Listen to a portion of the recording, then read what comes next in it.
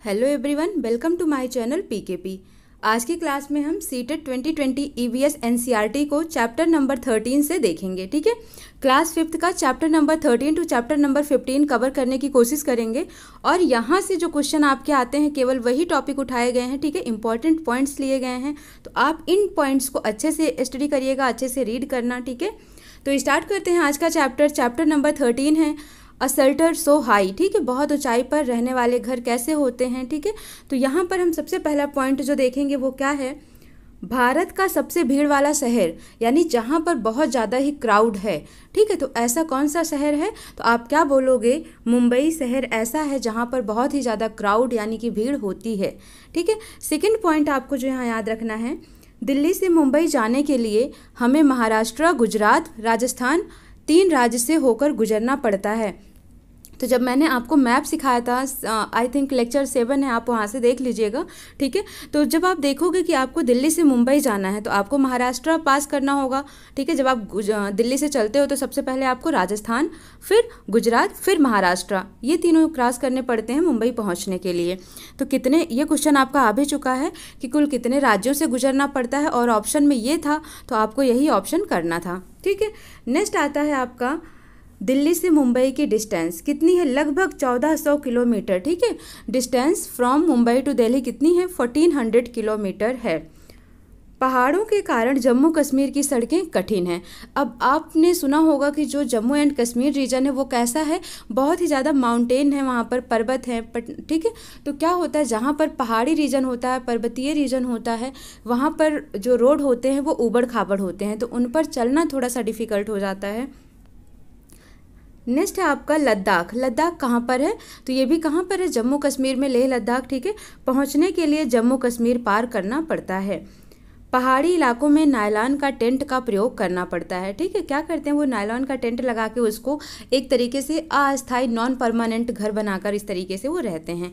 ठीक है, लद्दाख को ठंडा मरुस्थल भी कहा जाता है, means also called as cold desert. क्या बोला जाता है, कोल्ड डिजर्ट के नाम से किसे जाना जाता है, तो आपका आंसर क्या होगा, लद्दाख को जाना जाता है। ठीक है, नेक्स्ट पॉइंट देखते हैं, लद्दाख में लकड़ी के घर, ढाल वाली छतों के घर और बर्फ़ से ढके घर होते हैं। ठीक है, मतलब ये स्पेसिफाई किया गया है कि वहाँ पर किस किस टाइप के घर होते हैं। तो आप वहाँ पर वुडन हाउस देखोगे, ठीक है, स्लोपिंग रूफ टाइप के हाउस देखोगे, मीन्स जैसे ढलान वाली छतें होती हैं उस टाइप के, and covered in snow type के हाउस आप वहाँ देखोगे। तो इस तरीके से आप 3 तरीके के घर वहाँ आपको देखने को मिलेंगे। नेक्स्ट पॉइंट है मनाली। मनाली कहाँ पर है, तो आप क्या बोलोगे, हिमाचल प्रदेश में है। ठीक है, अब आपको पता है लद्दाख में क्या होता है, मैंने क्या बोला, ये कोल्ड डिजर्ट। ठीक है, दैट मीन्स एक टाइप का ये क्या हुआ, मरुस्थल हुआ, रेगिस्तान टाइप का फील्ड हुआ। तो जहाँ पर रेगिस्तानी एरिया होता है, आपको पता है वहाँ क्या होता है, रेन बहुत कम होती है, यानी बारिश बहुत कम होती है। इसलिए वहाँ पर जब बारिश बहुत कम होगी तो क्या होगा, पेड़ पौधे बहुत ही कम होंगे। ठीक है, नेक्स्ट पॉइंट है, लद्दाख में झूले झूले। ठीक है, झूले झूले ऐसा है जो एनसीईआरटी में लिखा हुआ है, जुलाई टाइप में ही है, तो वाई ना होकर ई है यहाँ पर, झूले झूले, इसका मतलब क्या होता है, वेलकम होता है। ठीक है, तो लद्दाख में झूले झूले का मतलब क्या होता है, वेलकम वेलकम। नेक्स्ट है, जो यहाँ के घर होते हैं, कहाँ की बात हो रही है, लद्दाख की बात हो रही है। यहाँ के घर जो होते हैं 2 मंजिले के होते हैं, मीन्स 2 फ्लोर होते हैं, और ये लोग हमेशा क्या करते हैं, ऊपर वाले फ्लोर पर रहते हैं, लेकिन जब बहुत ठंड होती है तो क्या करती हैं, नीचे वाली फ्लोर पर आ जाते हैं, और जो नीचे वाला फ्लोर होता है वहाँ पर विंडोज़ नहीं होती हैं।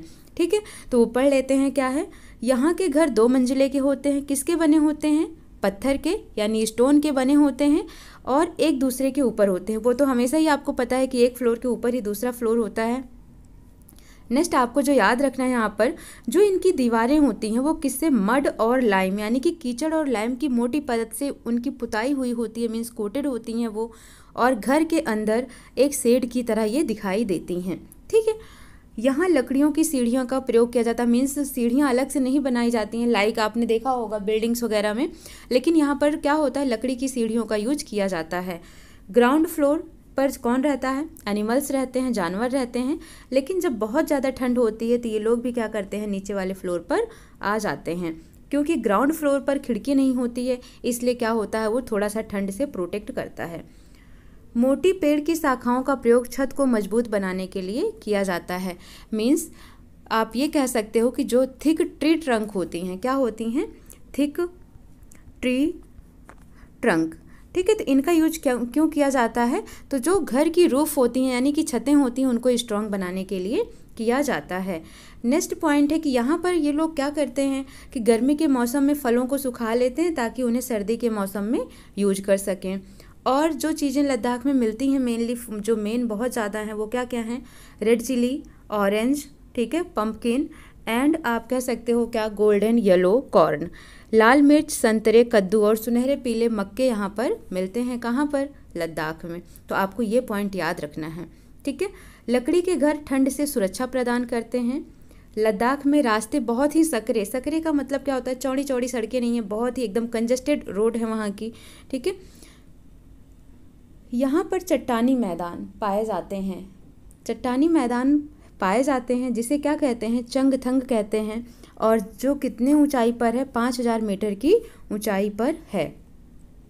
आपको एक पॉइंट जो समझना है वो ये समझना है कि आप जितनी ही ऊंचाई पर जाते जाओगे उतनी ऊंचाई पर, जैसे कि आप जैसे जैसे हाई एल्टीट्यूड पर जाओगे सांस लेने में आपको क्या होगा, दिक्कत होगा, क्योंकि ऊंचाई बढ़ने पर क्या होता है, ऑक्सीजन कम हो जाता है, ऑक्सीजन क्या होता है, डिक्रीज होने लगता है। तो आपको ये पॉइंट यहाँ याद रखना है। बहुत ऊंचाई पर जाने पर सांस लेने में दिक्कत, सर दर्द और कमजोरी होती है, ठीक है, कमजोरी महसूस होती है। तो ये पॉइंट आपको याद रखना है, ये आपका क्वेश्चन पूछा भी गया है। नेक्स्ट है, वहाँ पेट्रोल पंप और मैकेनिक्स नहीं मिलते हैं, दूर दूर तक आपको ना पेट्रोल पंप दिखाई देगा ना ही कोई मैकेनिक्स, अगर गाड़ी ख़राब हो जाएगी तो मिलेंगे। कहाँ की बात हो रही है, लद्दाख की बात हो रही है। अब यहाँ पर एक पॉइंट है चांगपा, जिनसे आपका क्वेश्चन बहुत पूछा जाता है, तो इसको बहुत अच्छे से याद रखना आप। यह वहाँ की प्रजाति है, कहाँ की, लद्दाख की, जिसमें लगभग 5000 लोग रहते हैं। ये हमेशा अपनी भेड़ बकरी के साथ ही साथ घूमते रहते हैं, मीन्स एक जगह से दूसरी जगह पर ये क्या करते हैं, मूव ऑन करते रहते हैं अपनी भेड़ बकरियों के साथ। और ये अपनी बकरियों को ऊंचाई पर ठंडी जगह पर लेकर चले जाते हैं। इससे क्या होता है, जो बकरियां होती हैं उनके बाल घने और मुलायम हो जाते हैं, मीन्स सॉफ्ट हो जाते हैं बहुत ही ज़्यादा, और क्या होता है, वो थिक हो जाती हैं। ये लोग कठिन परिस्थितियों में रहते हैं, मीन्स इनका जो लाइफ स्टाइल है थोड़ा बहुत ही डिफ़िकल्ट हो जाता है, बहुत ही आप कह सकते हो कि कठिन परिस्थितियाँ होती हैं इनकी, डिफ़िकल्ट कंडीशंस ये गुजरते हैं। ये लोग अपने पूरे सामान, मीन्स जैसे हम लोग को क्या होता है कि अगर कहीं पर एक जगह से दूसरी जगह पर मूव करना है, हाउस शिफ्ट करना है अपना, तो बहुत टाइम लग जाता है। लेकिन ये क्या करते हैं, क्योंकि एक टेंट में रहते हैं, और जो इनका टेंट होता है उसे कहते क्या है, रेबो कहते हैं। ये क्वेश्चन आपका पूछा गया और आपको याद रखना है कि चांगपा लोग अपने टेंट को क्या कहते हैं, रेबो कहते हैं। तो ये क्या करते हैं, अगर इनको एक जगह से दूसरी जगह पर जाना है वहाँ रहने के लिए, तो तुरंत अपना टेंट उखाड़ते हैं और बस 2 घंटे से 3-2.5 घंटे में अपना सामान पैक करके अपने घोड़े और याक पर उसको लाद कर एक जगह से दूसरी जगह के लिए रवाना हो जाते हैं, ठीक है। याक के बाल बहुत मजबूत होते हैं और बहुत ही ज़्यादा क्या होते हैं, वार्म होते हैं, गर्म होते हैं, ठीक है, जो ठंडी बर्फीली हवाओं से सुरक्षित करती है किन्हें, याक को।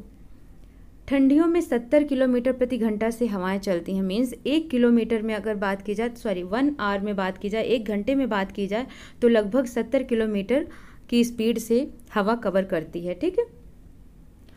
चांगपा की भाषा में चंगथोंग का मतलब क्या होता है, चंगथोंग का मतलब है ऐसी जगह जहाँ पर बहुत ही कम लोग रहते हों, ठीक है, ऐसी जगह जहाँ बहुत कम लोग रहते हों उसे क्या कहा जाता है, चंगथोंग कहा जाता है, ठीक है।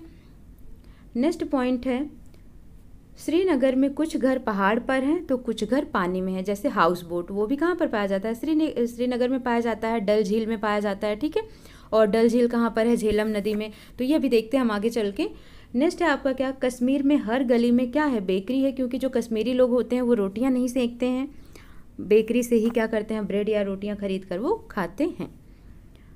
अब यहाँ पर मैंने बात की आवास की, कि जम्मू कश्मीर में डिफरेंट टाइप ऑफ हाउसेस कौन कौन से होते हैं वो हमें देखने हैं, ठीक है। Different type of shelter in Jammu Kashmir, कौन कौन से शेल्टर होते हैं, किस किस टाइप के बने होते हैं, वो पॉइंट हमें देखना है। पहला पॉइंट है, यहाँ पर कुछ घर पर्वत पर, कुछ पानी में, कुछ पत्थरों के, कुछ लकड़ी के सुंदर डिजाइन से बने होते हैं। कुछ घूमने वाले घर, जैसे हाउस बोट, एक जगह से दूसरी जगह पर चला जाता है। सेकंड है, रेबो के पास, रेबो का मतलब क्या, टेंट, है ना, यही तो बताया मैंने अभी कि चंगथोंग जो लोग होते हैं ये क्या कहते हैं, टेंट को रेबो कहते हैं। रेबो के पास एक जगह है जहाँ भेड़ बकरी रखे जाते हैं। चांगपा लोग इसे क्या कहते हैं? लेखा कहते हैं। मीन्स ये जिसमें रहते हैं वो क्या है? रेबो। और जिसमें ये भेड़ बकरियों को रखते हैं वो क्या है? लेखा। ठीक है। लेखा की दीवार किसकी बनी होती हैं? पत्थरों की बनी होती हैं। हर परिवार एक विशेष चिन्ह बनाता है किस पर? अपने जानवरों पर। मीन्स जो उनके एनिमल्स होते हैं उन पर ये डिफरेंट टाइप के सिंबल बना देते हैं ताकि वो अपने जानवरों की पहचान कर सकें, क्योंकि वो एक साथ ही लेकर उन्हें जाते हैं कहाँ पर? चारा देने के लिए या फिर उनको चराने के लिए, ग्रेजिंग के लिए। ठीक है। और इन्हें लेकर कौन जाता है? तो औरतें और छोटी बच्चियां लेकर जाती हैं। पहले उन्हें काउंटिंग करते हैं, फिर वो चराने के लिए ले जाते हैं और आकर फिर उन्हें काउंटिंग करते हैं कि वो हमारे पूरे हैं जानवर या नहीं हैं। उसके बाद ही वो उनको कहाँ पर रखते हैं? लेखा में रखते हैं। ठीक है। कारगिल कहाँ पड़ता है? तो जब हम श्रीनगर से लद्दाख जाते हैं तो उसी टाइम पर रास्ते में ही पड़ता है। क्या पड़ता है? कारगिल। नेक्स्ट है, मैंने आपको बताया था कि जैसे ही हम हाई एल्टीट्यूड पर जाते हैं ऑक्सीजन कम होने लगता है, तो इसलिए जब लोग पहाड़ों पर जाते हैं तो क्या होता है? ऑक्सीजन सिलेंडर साथ में लेकर जाते हैं। ये पॉइंट आपको याद रखना है। और हाँ, ये जो चैप्टर चल रहा है ना, बहुत ही इंपॉर्टेंट चैप्टर है। हर साल आपको सीटेट में यहाँ से क्वेश्चन मिलेगा ही मिलेगा, डेफिनेटली मिलेगा। ठीक है। इसलिए बहुत ही इसको ध्यान से सुनना। विश्व प्रसिद्ध पश्मीना शॉल बहुत ही फेमस है। पता है कि क्वेश्चन पूछता है ये। ठीक है। तो ये जैसे हम एक स्वेटर पहनते हैं ना, नॉर्मल जो स्वेटर होता है उससे मतलब 6 स्वेटर जब आप पहनते हो तो जितना गर्म 6 स्वेटर पहनकर होता है उतना ये पश्मीना शॉल अकेले ही उतनी गर्मी देता है। ठीक है। और इसका जो थ्रेड होता है, धागा होता है, वो बहुत पतला होता है और गर्म भी होता है। जिन बकरियों से मुलायम पश्मीना ऊन मिलता है वो कहाँ रहते हैं? बहुत ही ऊंचाई पर रहते हैं, लगभग 5000 मीटर ऊपर ये रहते हैं। और जिस जगह पर रहते हैं सर्दियों में वहाँ का तापमान 0 से भी नीचे चला जाता है, लगभग कितना? -40 डिग्री सेल्सियस तक चला जाता है। ठीक है। बकरी के शरीर पर गर्म बालों का कोट बन जाता है, इसलिए -40 डिग्री सेल्सियस में भी उन्हें क्या होता है? कोल्ड नहीं लगता है। ठीक है। जैसे ही गर्मी आती है बकरियां अपने बाल गिरा देती हैं और इन्हीं बालों का प्रयोग किस में किया जाता है? पश्मीना शॉल बनाने के लिए किया जाता है। और बहुत ही पतला होता है। इसका एक बाल अब हमारे 6 बाल के बराबर होता है। मीन्स थिकनेस की बात हो रही है कि इनके एक बाल की जितनी थिकनेस होती है उतना हमारे 6 बाल, ठीक है, इनके 6 बाल हमारे एक बाल के बराबर होते हैं। मीन्स इनके बाल हमारे बाल से भी पतले होते हैं। ये शॉल मशीन से बनाए ही नहीं जाते हैं, तो इसके लिए कारीगर होते हैं, वो हाथ से बनाते हैं और बहुत ही मेहनत करते हैं, क्योंकि उनको कम से कम 250 घंटे लग जाते हैं इसको बुनाई में। यानी एक प्लेन शॉल, पश्मीना शॉल तैयार करने में उनको 250 घंटे लग जाते हैं। ठीक है। तो इतना पॉइंट पश्मीना शॉल के बारे में आपको याद रखना है। नेक्स्ट आता है श्रीनगर के घर। कहाँ के घर? श्रीनगर, क्योंकि कहाँ की बात हो रही है इस चैप्टर में? शेल्टर ऑफ द हाउसेस कहाँ की बात हो रही है? श्रीनगर की बात हो रही है। तो सबसे पहला पॉइंट जो हम पढ़ेंगे वो क्या है? House boat. ठीक है। ये कैसा होता है? एक नाव होती है, नाव पर ही घर बना होता है और इनकी लंबाई और चौड़ाई याद रखना है कि 80 फीट लंबे और 8 से 9 फीट ये चौड़े होते हैं। डोंगा क्या है? ये कहाँ पाई जाती है? डल झील में पाई जाती है। और डल झील कहाँ पर है? झेलम नदी में है। ठीक है। और अंदर से इसमें बहुत सारे कमरे बने होते हैं, घर के जैसे ही ये दिखाई देता है। कौन? डोंगा। ठीक है। तो डोंगा भी आप अच्छे से याद रखना। फिर आता है लकड़ी पर सुंदर डिजाइन होती है। अभी डोंगा की ही बात हो रही है। ये हाउस बोट की सीलिंग पर होते हैं। यानी कि हाउस बोट की सीलिंग का मतलब जो हाउस बोट की छत होती है उस पर होते हैं। इस डिजाइन को क्या कहा जाता है? खत्म बंद कहा जाता है, जो कि एक पैटर्न में होती हैं, जिक्सा पजल की तरह। जिक्सा पजल आपने देखा है? ठीक है। कुछ ऐसे करके बने होते हैं, तो उसी जिक्सा पजल की तरह ये पैटर्न दिखाई देता है। कश्मीर के गांव में घर जो होते हैं वो पत्थर के बने होते हैं और ढलान वाली छतों के, पहले भी बता दिया है हमने। ठीक है। कुछ पुराने गांव में विशेष प्रकार की खिड़कियां होती हैं जो दीवारों से निकली होती हैं। इन्हें क्या कहते हैं? डैब या डैब कहा जाता है। ठीक है। DAB, डैब या डैब आप कह सकते हो, कहा जाता है। इनमें सुंदर पैटर्न भी बने होते हैं। पुराने घर पत्थरों के बने होते हैं, ईंट और लकड़ी से भी बने होते हैं। और जो यहाँ के दरवाजे और खिड़कियाँ हैं, ठीक है, दरवाजे और खिड़कियों में सुंदर मेहराब बना होता है, एक तरीके की डिजाइन बनी होती है। ठीक है। ये इतना पॉइंट है जो आपका चैप्टर नंबर 13 से रिलेटेड था। अब हम चैप्टर नंबर 14 देखते हैं कि चैप्टर का नाम क्या है? व्हेन द अर्थ शुक, यानी कि जब आपकी पृथ्वी कभी कांपती है तो क्या होता है? तो जब पृथ्वी कांपती है तो आपको पता है क्या होता है, आप क्या बोलते हो, अर्थक्वेक आया, भूकंप आ गया, है ना, या फिर सुनामी आ गया, तो पृथ्वी हमारी कभी तभी तो वाइब्रेट करती है। तो इसका मतलब कोई ना कोई क्या आ रहा है, यहाँ पर आपदा आ रही है। तो अब देखते हैं क्या प्रॉब्लम हो सकती है, इस चैप्टर में किसके बारे में बात की गई है। ठीक है, तो इस चैप्टर में मेनली जो बात की गई है वो गुजरात के कच्छ में जब भूकंप आया था, कब आया था, 26 जनवरी 2001 को आया था, मॉर्निंग टाइम में आया था, जब झंडा फहराने का टाइम हुआ था और झंडा फहराया गया था, उसी टाइम पर ही भूकंप आया था। ठीक है, जब भूकंप आए तो मेनली आप लोग को यानी कि हमें क्या करना चाहिए, तो उस टाइम पर हमें घर में तो बिल्कुल नहीं रहना चाहिए, खुले जगह पर चले जाना चाहिए, ओपन प्लेस पर। ठीक है, लेकिन अगर हम नहीं जा सकते हैं ओपन प्लेस पर तो हमें ऐसी किसी मजबूत चीज़ के नीचे बैठ जानी चाहिए पकड़ कर उसे, कि हम मतलब हिल डुल ना सकें। ठीक है, लाइक मेज हो गई, मेज के नीचे आप बैठ जाओ, उसे टाइटली पकड़ लो। और कब तक, जब तक कि भूकंप का यानी कि पृथ्वी का हिलना डुलना बंद ना हो जाए। जब गुजरात में भूकंप आया था तो लगभग कम से कम बात हो रही है यहाँ पर 150 बिल्डिंग गिरी थी, और वहाँ पर सुबह से शाम तक में कम से कम 250 शरीर निकाले गए थे, बॉडी निकाले गए थे, बहुत ही ज़्यादा। यानी भुज की बात हो रही है, भुज कच्छ, ठीक है, जहाँ पर ये भूकंप आया था, वहाँ की हालत बहुत ही ख़राब हो गई थी, लेकिन उनको रेस्क्यू टीम टाइम पर आ गई थी, तो उनको 1 घंटे बाद से ही मदद मिलना शुरू हो गई थी। ठीक है, अब आपका इस चैप्टर से बाकी कुछ नहीं है, इतना ही याद रखना है अर्थक्वेक के बारे में कि कब आया था कच्छ और भुज में, ठीक है, कितने टाइम पर आया था, और अगर आए ये प्रॉब्लम तो हमें क्या करना चाहिए। नेक्स्ट पॉइंट है आपका, नेक्स्ट चैप्टर जो है chapter number 15, blow hard and blow cold. इसका मतलब है गर्म हवा और ठंडी हवा जब बहती है तो क्या होता है और इनका रिएक्शन क्या होता है, तो इसके बारे में हम देखते हैं। पहला पॉइंट जो इसका है ये है, ये कहानी डॉक्टर जाकिर हुसैन ने लिखी है। अब डॉक्टर जाकिर हुसैन कौन थे, तो ये हमारे क्या थे, फॉर्मर प्रेसिडेंट थे, कहाँ के, इंडिया के, तो ये हमारे पूर्व राष्ट्रपति रह चुके हैं। नेक्स्ट है हमारे मुख से निकलने वाली, यानी जो हमारा माउथ है इससे निकलने वाली जो हवा है वो कैसी हो सकती है, कोल्ड भी हो सकती है और हॉट भी हो सकती है। डिपेंड करता है कि आउटसाइड टेम्परेचर कैसा है, बाहर का टेम्परेचर कैसा है, बाहर का तापमान कैसा है, उस पर डिपेंड करता है कि हमारे जो माउथ है रेस्पायरेशन के टाइम पर निकलने वाली वो हवा हॉट है या कोल्ड है। ठीक है, अब नेक्स्ट पॉइंट क्या है, स्टेथोस्कोप। स्टेथोस्कोप क्या होता है, हार्ट बीट को सुनने के लिए यूज़ किया जाता है, मींस आपके दिल की धड़कन को सुनने के लिए स्टेथोस्कोप का यूज किया जाता है। ये एक डिवाइस है जिससे हार्ट बीट को मापा जाता है, और जो हमारी हार्ट बीट होती है 1 मिनट में हमारा दिल लगभग कितनी बार धड़कता है, 72 बार धड़कता है, ये पॉइंट भी याद रखना है। और बच्चों का 120 बार धड़कता है। ठीक है, हम जो एडल्ट होते हैं, वयस्क होते हैं, उनका 72 बार और बच्चों का 120 बार धड़कता है 1 मिनट में।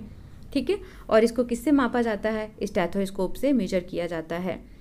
अब आपको पता है जब ये कूलर चलता है या फिर कोई कुछ भी खाना बनता है तो क्या होता है, जो गर्म हवा होती है, गर्म चीज़ों की स्मेल जो होती है वो ऊपर की तरफ जल्दी पहुंचती है। इसका मतलब आप ये कह सकते हो कि गर्म हवा हल्की होती है, और हल्की होने के कारण ही वो क्या होती है, ऊपर की ओर जाती है। ठीक है, और जो ठंडी हवा होती है वो वजन होती है, भारी होती है, इसकी वजह से वो क्या होती है, नीचे आती है। ये पॉइंट आपको याद रखना है कि गर्म हवा हल्की होती है और ठंडी हवा भारी होती है। तो हल्की होने के कारण वो ऊपर जाती है और भारी होने के कारण वो नीचे आती है। कौन, ठंडी हवा। जब हम गर्म हवा हम सांस के द्वारा बाहर छोड़ते हैं, ठीक है, यानी कि जब हम ब्रीथिंग कर रहे हैं तो जो हवा हमारे माउथ से बाहर आ रही है उसमें क्या होता है, जलवाष्प होता है, वाटर वेपर होता है। इसीलिए आपने देखा होगा कि आप जब क्या ठंडियों में शीशे के सामने खड़े होकर अगर आप मिरर पर अपने माउथ से सांस छोड़ते हो तो मिरर पर छोटे छोटे धब्बे पड़ जाते हैं। ठीक है, तो वो क्या होते हैं, वही जलवाष्प होते हैं। और ऐसा क्यों होता है, नमी के कारण होता है। मीन्स अगर आपको दूसरे शब्दों में बात की जाए तो ये किसके कारण होता है, इवेपोरेशन के कारण होता है। ठीक है, वाष्पीकरण की क्रिया के कारण होता है। ये पॉइंट आपको याद रखना है। प्रोसेस का नाम है वाष्पीकरण, अदरवाइज नमी के कारण होता है। बस आपको इतना ही समझना है, ज़्यादा है नहीं, क्योंकि ईवीएस है, साइंस तो है नहीं कि इतना डिटेल में। ठीक है, और सीटेट में तो एनसीईआरटी ही आता है। अब नेक्स्ट चैप्टर जो है आपका चैप्टर नंबर 16, ये आपका लास्ट टॉपिक है। देख लेते हैं क्या है। चैप्टर नंबर 16 कहता है who will do this work, इस काम को कौन कर सकता है।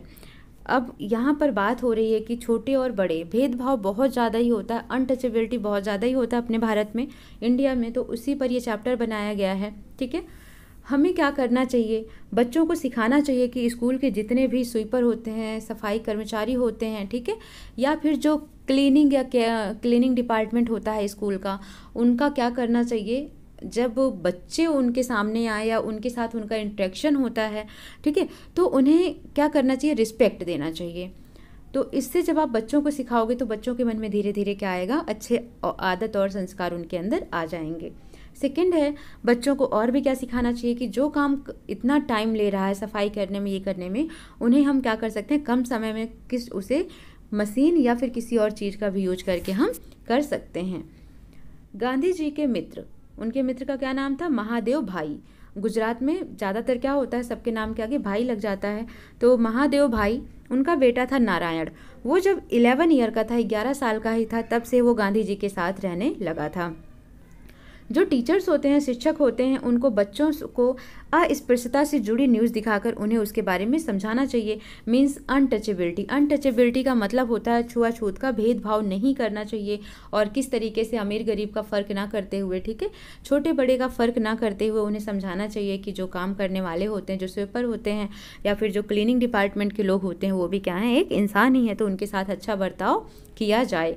ठीक है, नेक्स्ट है, भीमराव अंबेडकर कहाँ के हैं, गोरेगांव के हैं। गोरेगांव कहाँ पर है, तो महाराष्ट्र में है, ये याद रखना है। और ये भी कुछ ऐसी ही छोटी जाति से बिलोंग करते थे, तो इन्होंने बहुत ज़्यादा ही ये भेदभाव देखा था। नाई की दुकान पर इनके फादर गए थे, तो वहाँ पर बचपन में इन्होंने ये सारी अपने फादर के साथ देखा चीज़ों को, तो इन्हें जो रियलाइज़ हुआ, तो इसकी वजह से इन्होंने क्या किया, भारत के लिए एक संविधान लिखने का सोचा, जिसमें आपका आर्टिकल नंबर 17 कहता है कि अनटचेबिलिटी नहीं होनी चाहिए, यानी कि भेदभाव नहीं होना चाहिए। अस्पृश्यता का नियम दिया हुआ है उसमें कि नहीं होना चाहिए किसी के साथ। और जो हमारा भारतीय संविधान है, ठीक है, इसका प्रारूप किसने तैयार किया था, तो भीमराव अंबेडकर ने ही तैयार किया था। इतना पॉइंट आपको याद रखना है। इंडिया अनटच्ड बाय स्टैलिनिक के, ठीक है, ये क्या है, एक डॉक्यूमेंट्री फिल्म है, और ये जितने भी हमने कंटेंट पढ़े हैं इस चैप्टर के, ये कहाँ से लिया गया है, इसी डॉक्यूमेंट्री फिल्म से लिया गया है। ठीक है, तो आपको chapter number 13 to chapter number 16 cover करना था। ठीक है, बहुत अच्छे से आप इसको रिवाइज करिएगा, और अगर पसंद आता है वीडियो तो लाइक शेयर एंड सब्सक्राइब करना बिल्कुल मत भूलना। ठीक है, बेल आइकन भी दबा देना ताकि आपको नोटिफिकेशन मिलती रहे। तो मिलते हैं हम नेक्स्ट क्लास में, तब तक आप पढ़ाई करिए, एंजॉय करिए। Thank you so much.